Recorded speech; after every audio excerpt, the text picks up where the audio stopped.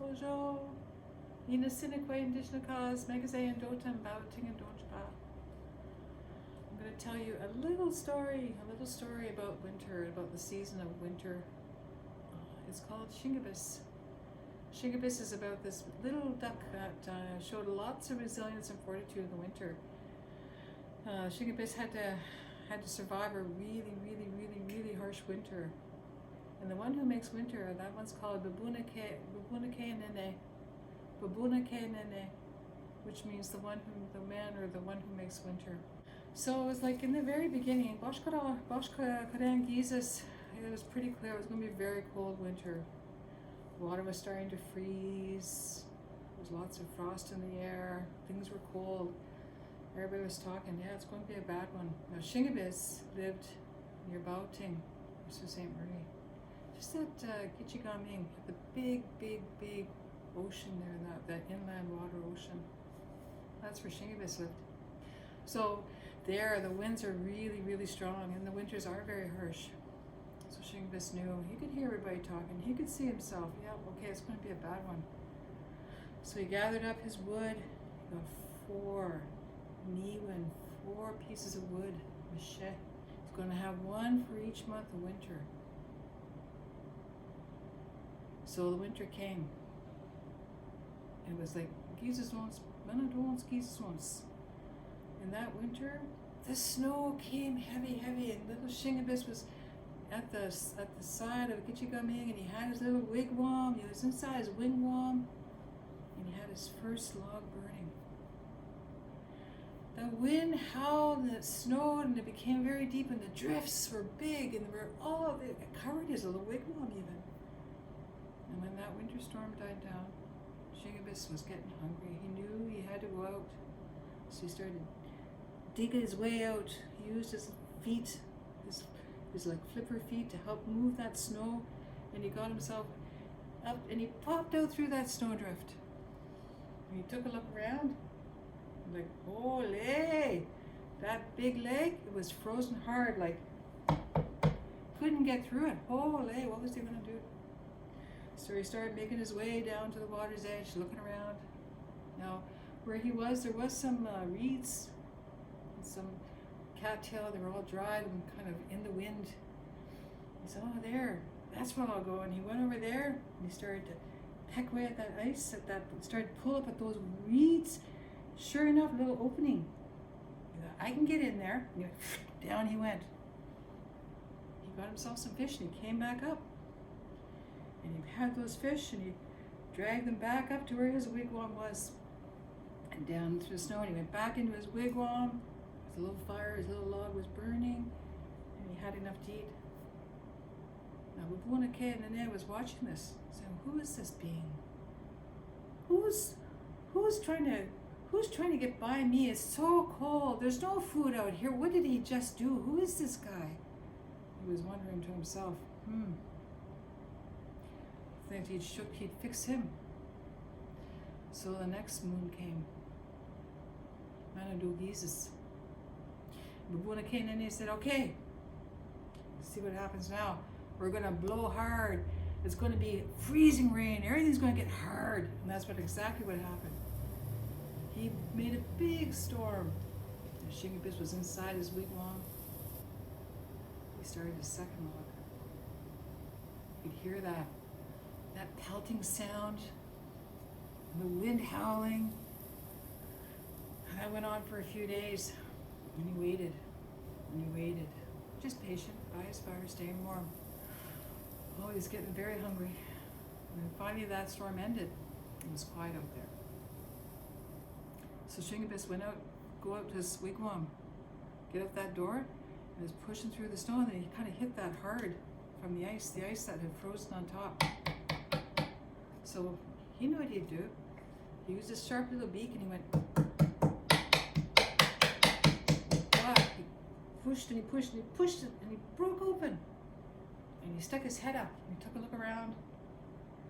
Everything was shiny and slidey. So he got up on top, and he slid down to the water, took a look around, found those reeds, went back over there, pecked away at the ice, pulled up the reeds, got himself a little opening, and in he went again. Nene was watching this. Hey, who is this being doing this? He shouldn't be doing this. He can't get by me. But little Shingibis did. He came back up, had his fish, pulled them all the way back up to his wigwam. Down into his wigwam he went. And he had some indeed. Nene, saying, Ole, I'm going to fix him. It's going to be a really hard month coming. So the next moon came, Makwagisis. And he just blowed. It was just howling cold. It was bitter cold.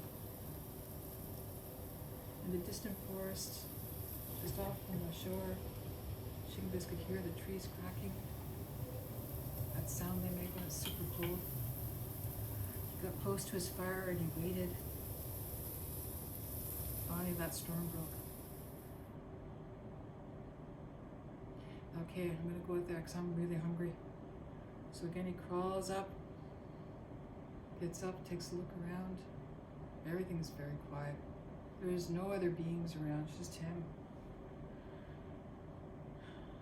So then he goes down to that water. And he doesn't know. He doesn't know that Bunake and Nene is following him. So he starts to make a hole with where the ice is.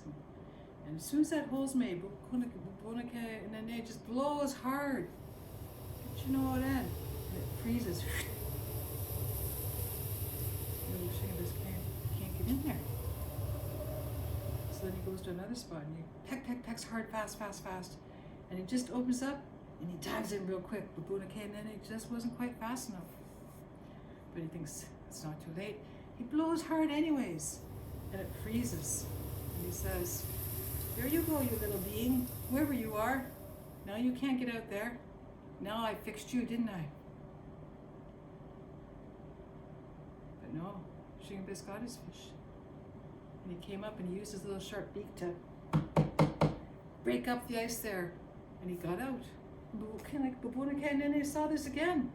Now there must be some kind of Manitou helping that one. And Shingibis made his way back up the hill.